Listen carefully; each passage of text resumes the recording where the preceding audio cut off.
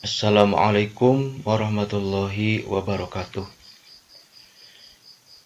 Selamat datang kembali pada mata kuliah penulisan artikel ilmiah untuk mahasiswa PIAUD. Pada hari ini kita masuk pada pertemuan ketiga yang akan membahas tentang menulis abstrak. Pada pembelajaran sebelumnya kita sudah belajar tentang bagaimana cara menulis judul. Nah, setelah menulis judul, kemudian kita menulis abstrak.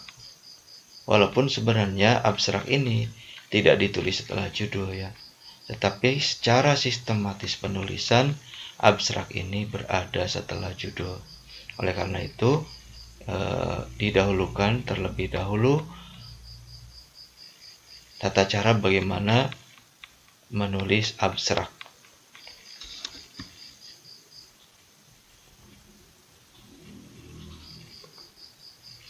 Apa itu abstrak? Abstrak merupakan ringkasan lengkap artikel. Biasanya ditulis dalam 1-4 paragraf.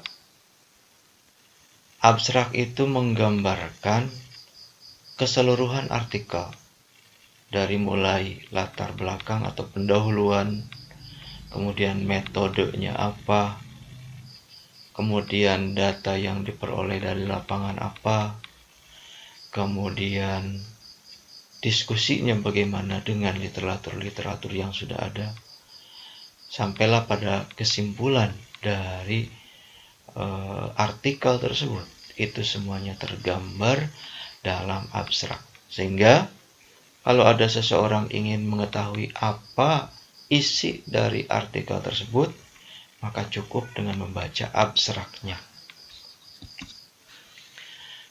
Abstrak biasanya ditulis setelah semua komponen artikel lengkap. Tadi sudah saya sebutkan ya, bahwa abstrak itu ditulis setelah selesai, dari mulai pendahuluan sampai kesimpulan. Namun secara sistematika biasanya dia muncul setelah judul. Apa sih fungsinya abstrak? Abstrak ini memberikan gambaran secara ringkas tentang isi artikel. Sehingga kalau ada seseorang yang ingin mengetahui apa sih isi dari artikel tersebut, maka biasanya orang tersebut akan membaca abstrak. Oleh karena itu, maka abstrak ini harus disampaikan secara ringkas, jelas, sesuai dengan tujuannya. Jumlah kata dalam abstrak biasanya berkisar antara 100 sampai 300 kata. Itu tergantung pengelola jurnal biasanya. Ada yang mensyaratkan 100 kata, ada yang 300 kata, ada yang 400 kata. Itu sesuai dengan ketentuan yang ada dalam jurnal di mana artikel tersebut mau kita submit. Apa saja komponen-komponen dalam abstrak? Abstrak yang baik biasanya mengandung 4 unsur yang disingkat dengan IMRAD ya. Apa saja itu IMRAD itu? Yang pertama introduction atau pendahuluan. Jadi dalam abstrak itu ada pendahuluan, atau sebenarnya isi introduction itu nanti akan kita bahas pada pertemuan keempat. Itu isinya adalah latar belakang masalah. Ya. Isinya adalah bagaimana, kenapa penelitian ini penting, bagaimana diskusi antar teori dan posisi kita itu ada di mana dalam teori. Kemudian yang terakhir adalah jawaban yang kita ajukan, jawaban sementara atas permasalahan yang ada. Nah, di sini biasanya lebih mengedepankan tentang kenapa penelitian ini menjadi penting di introduction ini ya. Kemudian metode itu penelitian ini atau artikel ini menggunakan metode penelitian apa dalam meneliti permasalahan yang ada. Kemudian result ini adalah hasil-hasil penelitian yang diperoleh dengan menggunakan metode penelitian yang sudah ditentukan tersebut. Nah, dari metode penelitian yang dilakukan, apa saja hasil-hasilnya? Di sini dideskripsikan tanpa dianalisis ya. Kalau yang namanya hasil itu hanya apa yang diperoleh dari lapangan tanpa dianalisis. Nanti baru discussion, di sini ada analisis gitu ya. Dengan mensintesiskan dengan teori-teori yang ada, kemudian mensintesiskan dengan penelitian-penelitian yang sudah dilakukan oleh orang lain, sehingga sampailah pada kesimpulan. Nah, lebih detail isi abstrak itu, yang pertama introduction. Biasanya berisi tentang argumentasi logis tentang pentingnya penelitian ini. Yang kedua, metode. Ini pendekatan atau metode yang digunakan untuk memecahkan masalah. Kemudian yang ketiga, result, hasil penelitian dalam menjawab rumusan masalah. Kemudian discussion, berisi sintesis hasil penelitian dengan teori atau hasil penelitian yang sudah ada sebelumnya dan kesimpulan. Nah, abstrak tidak mengandung, artinya ini beberapa hal yang tidak boleh ditulis dalam abstrak. Yang pertama, latar belakang masalah yang sangat panjang sekali, gitu ya, sehingga nanti ada double tulisan antara di abstrak dengan di introduction. Jadi cukup masalah pentingnya saja atau alasan kenapa penelitian ini atau artikel ini ditulis. Yang kedua, literatur rujukan atau body note atau footnote. Literatur rujukan itu berarti teori-teori.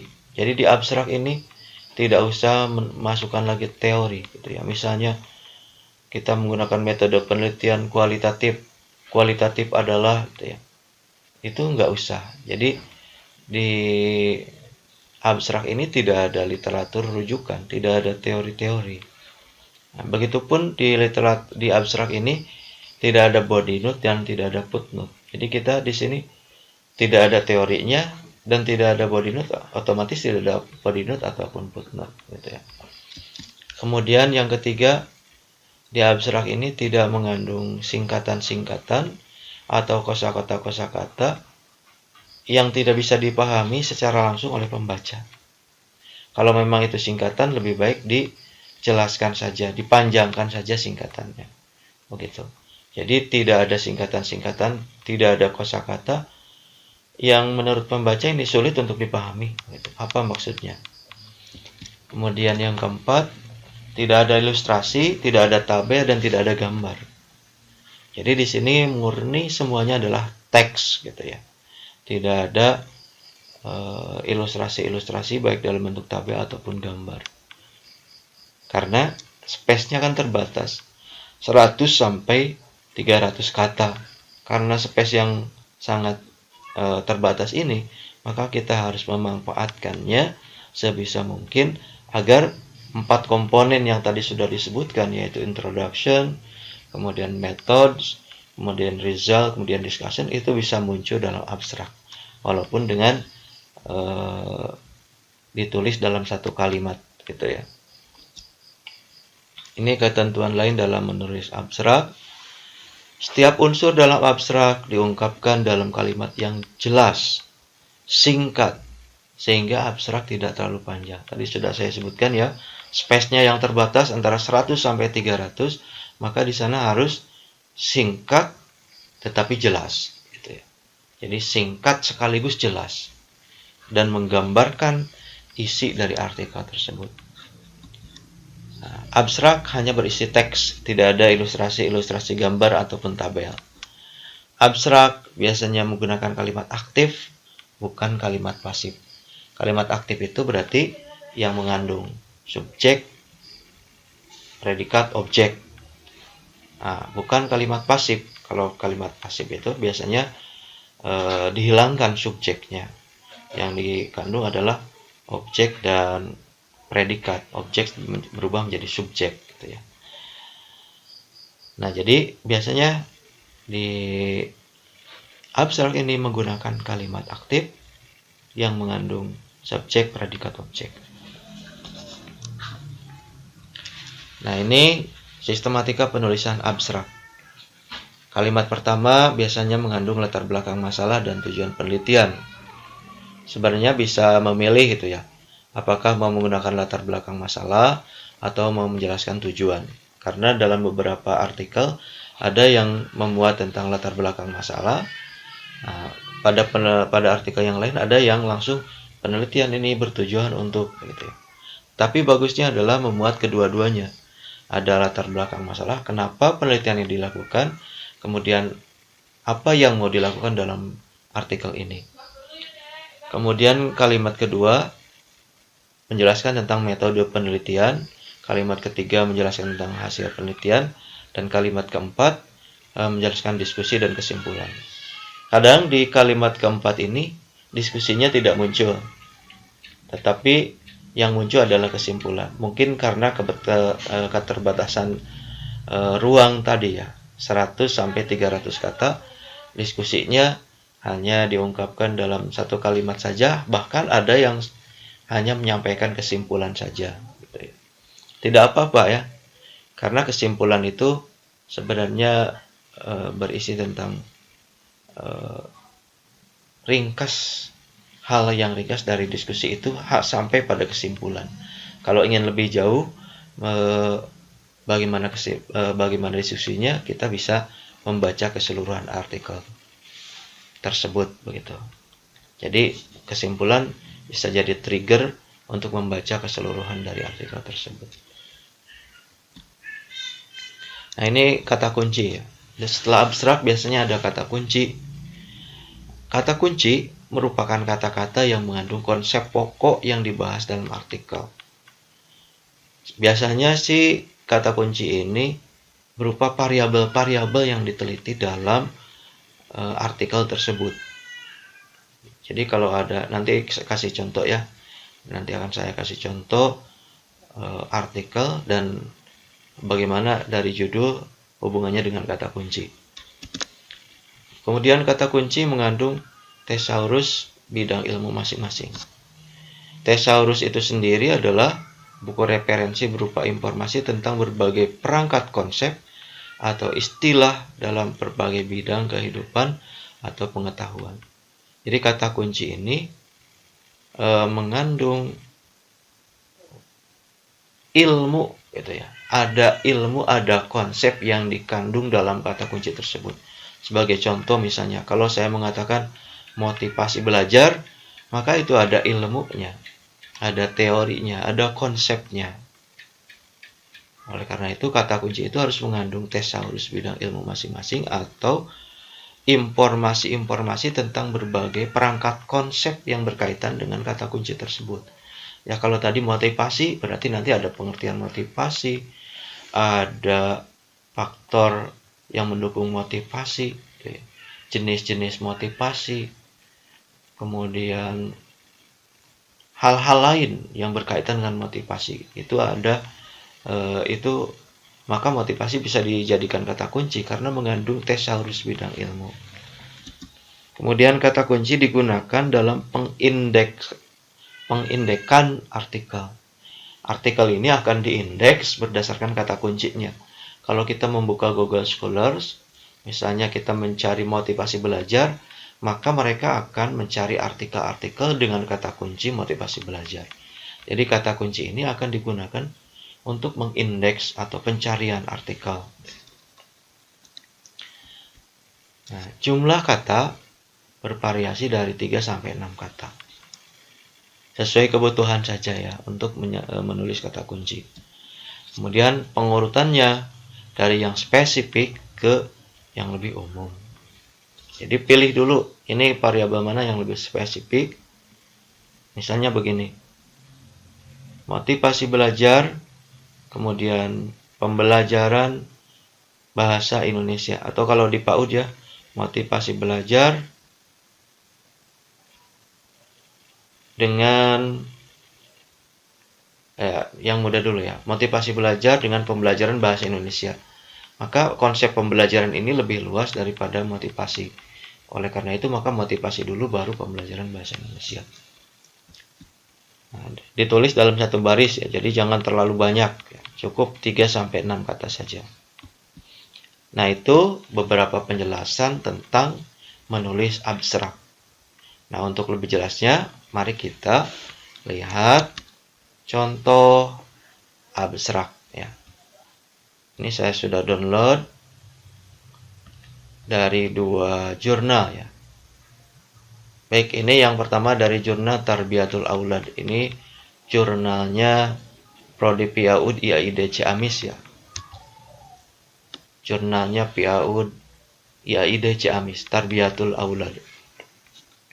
Nah, di sini ada judul upaya meningkatkan perkembangan kognitif anak usia dini melalui bermain logiko. Ya. Ditulis oleh Rusmiati dan Anis Husni Firdaus. Ini bapak dekan kita ya. Nah, di sini ada abstrak. Early childhood is a child in the age range of 0 atau 0 to 6 years dan seterusnya ya. Kalimat pertama ini sudah saya kasih tanda warna merah, warna kuning. Ini menunjukkan, tadi kan komponennya ada 4 ya. Ada introduction atau pendahuluan, introduction. Kemudian methods, kemudian result, kemudian discussion. Nah, yang kalimat pertama ini adalah pendahuluan. Dia menjelaskan tentang early childhood atau anak usia dini lah gitu ya. Dia menjelaskan berbagai hal yang berkaitan dengan anak usia dini.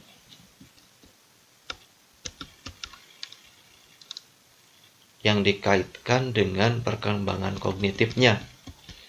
Ya, silakan dibaca sendiri, diartikan, dipahami gitu ya. Kemudian di kalimat kedua, penulis ini menjelaskan tentang tujuan. The purpose of this study was to determine the learning process using logical playing media. Penelitian ini bertujuan untuk menjelaskan proses pembelajaran menggunakan permainan logiko in an effort dalam usaha untuk mengembangkan perkembangan kognitif anak usia dini grup B TPA Alfalah Cijengjing Ciamis gitu ya. Nah, jadi dia di pendahuluannya, di introduction-nya, selain memuat tentang latar belakang masalah, dia juga menjelaskan tentang tujuan. Selanjutnya, ini yang dikasih tanda yang ketiga. Kalau di Imrad ini kalimat kedua sebenarnya. The research method used is, nah ini menjelaskan tentang methods. Metode apa yang dia gunakan dalam penelitian ini, dalam artikel ini. Ya, dia menggunakan Classroom Action Research atau PTK. Kemudian dia menjelaskan berbagai unsur dalam penelitian tersebut, seperti subjek penelitian, ini ya, the research subject was, gitu ya. Kemudian instrumen, the instrument used were development assessment instrument, dan seterusnya ya. Jadi di metode ini dia bukan hanya menjelaskan tentang metodenya, tetapi menjelaskan tentang subjek penelitiannya, instrumen penelitiannya, teknik pengumpulan datanya, analisis datanya seperti apa, dan lain-lain yang berkaitan dengan penelitian, metode penelitian. Kemudian, the result of the study proved that playing logiko can improve early childhood cognitive development. Nah, di sini menjelaskan tentang hasil penelitian ya. Hasil penelitian bahwa permainan logiko dapat mengembangkan perkembangan kognitif anak usia dini dan seterusnya. Nah, di akhir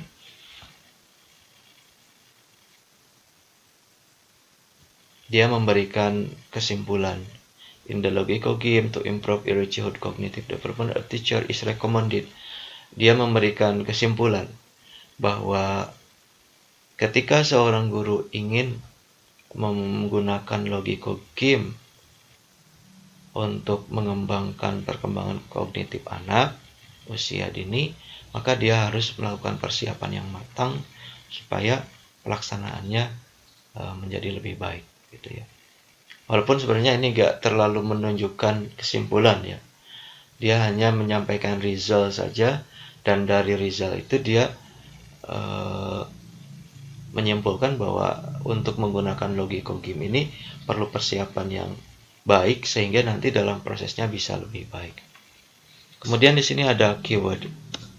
Tadi sudah saya sebutkan akan menjelaskan bagaimana kaitannya antara judul atau variabel-variabel yang ada di judul dengan dengan kata kunci. Nah, judulnya adalah upaya meningkatkan perkembangan kognitif anak usia dini melalui bermain logiko. Berarti di sini ada beberapa variabel, yaitu yang pertama perkembangan kognitif, yang kedua bermain logiko. Nah, kalau anak usia dini itu subjek penelitiannya itu juga bisa jadi variabelnya ya. Perkembangan kognitif anak usia dini bermain logiko. Maka di kata kunci di sini ada playing logiko kognitif early childhood. Playing logiko itu permainan logiko, kognitif itu tadi perkembangan kognitifnya ya. Kemudian early childhood itu anak usia dini. Di sini disusun dari yang spesifik menuju yang lebih umum. Playing logiko ini adalah konsep yang paling kecil, gitu ya. Kemudian kognitif ini sedikit lebih besar. Kemudian early childhood ini adalah konsep yang paling besar karena ini berkaitan dengan anak usia dini. Anak usia dini itu konsep yang paling luas. Kemudian perkembangan kognitif itu bagian dari konsep anak usia dini.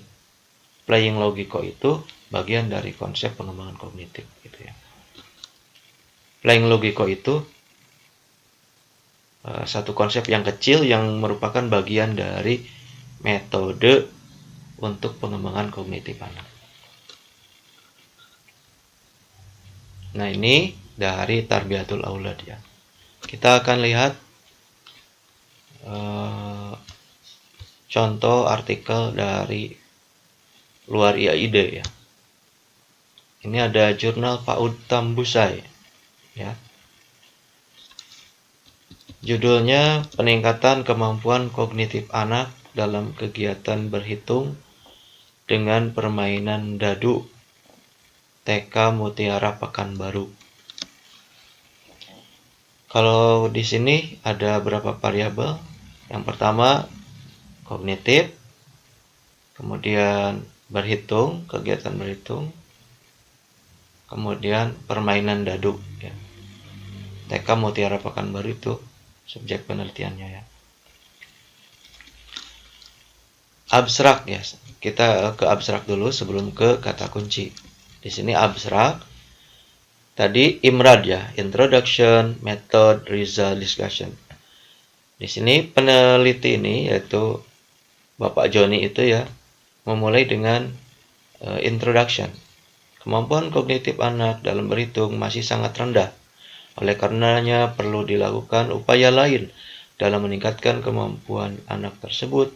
Dalam hal ini peneliti mencoba dengan kegiatan bermain dadu anak TK Mutiara Pekanbaru dalam menyebutkan urutan bilangan 1 sampai 10 dan seterusnya. Jadi di sini dia di introduction dia menjelaskan tentang kenapa penelitian ini penting, masalah apa yang ada dalam penelitian ini. Intinya di introduction itu rumusan masalah gitu ya. Tapi ambil yang paling pentingnya dari rumusan masalah itu. Kemudian di kalimat kedua penulis menjelaskan tentang metode. Nah, penelitian tindakan kelas adalah suatu penelitian yang dilakukan secara sistematis. Memang dia tidak menjelaskan secara spesifik bahwa penelitian ini menggunakan PTK, tidak ya, tapi dia menjelaskan penelitian tindakan kelas adalah suatu penelitian. Ini secara tidak langsung dia memberitahu bahwa penelitian ini menggunakan PTK. Dan di sini penulis juga menjelaskan berbagai hal yang berkaitan dengan penelitian tersebut. Nah, subjek penelitian ini adalah anak didik ya. Nah, tadi di depan sudah dijelaskan bahwa sebenarnya di abstrak ini seharusnya tidak ada literatur gitu ya. Tidak ada teori, tapi di sini penulis menjelaskan penelitian tindakan kelas adalah suatu. Ini mungkin harusnya dikoreksi. Penulis harusnya menjelaskan saja langsung bahwa penelitian ini menggunakan penelitian tindakan kelas. Gitu ya. Kemudian menjelaskan berbagai hal yang berkaitan dengan penelitian. Gitu ya. Tadi kan ada kepentingan bahwa kita harus membuat abstrak itu ringkas 100 sampai 300 kata. Kemudian yang selanjutnya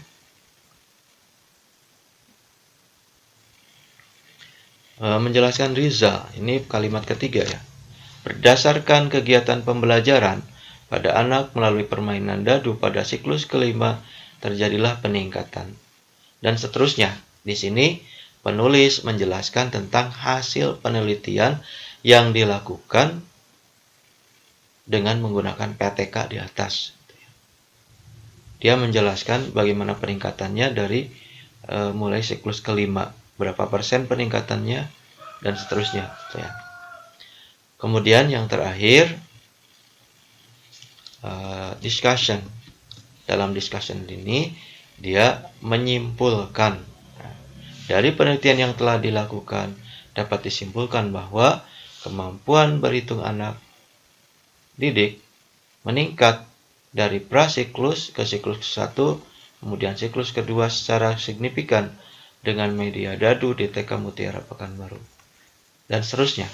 Nah, jadi di abstrak ini sudah lengkap, ada pendahuluannya, kemudian dia menjelaskan tentang metode, walaupun di sini ada koreksi ya.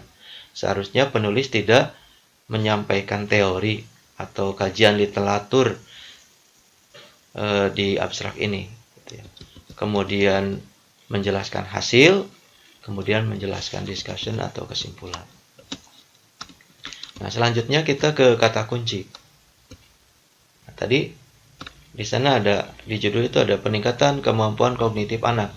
Maka kemampuan kognitif, kemudian kegiatan berhitung, permainan dadu. Ya.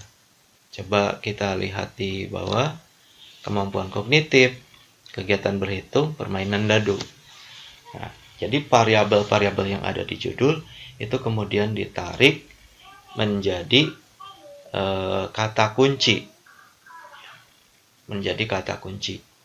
Nah, di IAID dalam buku panduan penulisan artikel itu sudah ada ketentuan bahwa harus dimulai dari yang spesifik menuju yang umum.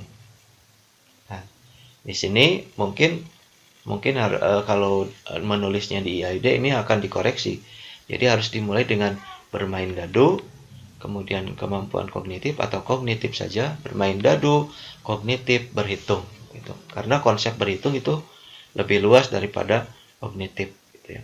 Kognitif lebih luas daripada bermain dadu. Tapi karena ini mungkin di jurnal yang lain ada ketentuan yang lain, maka tidak ada salahnya seperti ini. Hanya untuk dalam konteks IAID, ini harus dimulai dari yang spesifik menuju yang umum. Mungkin ada pertanyaan, di mana saya bisa melihat contoh-contoh yang lain? Nah, di kampus kita punya portal e-jurnal ya. Silakan buka website IAID www.iaid.ac.id, kemudian masuk ke publikasi ilmiah, masuk ke e-jurnal. Di sini ada beberapa jurnal ilmiah yang diterbitkan oleh IAID, dari mulai tajdid, jurnal penelitian pendidikan Islam, jurnal pemikiran hukum, Bestari, Samratul Fikri, Tarbiyatul Aulad, Ekonomik Syariah, Irfanik. Untuk yang di tarbiyah ada Tarbiyatul Aulad, kemudian ada Bestari, kemudian ada JPPI, Jurnal Penelitian Pendidikan Islam. Itu yang konsen pada pendidikan. Nah, silakan dibuka saja, misalnya kalian karena konsentrasi di PAUD, Tarbiyatul Aulad.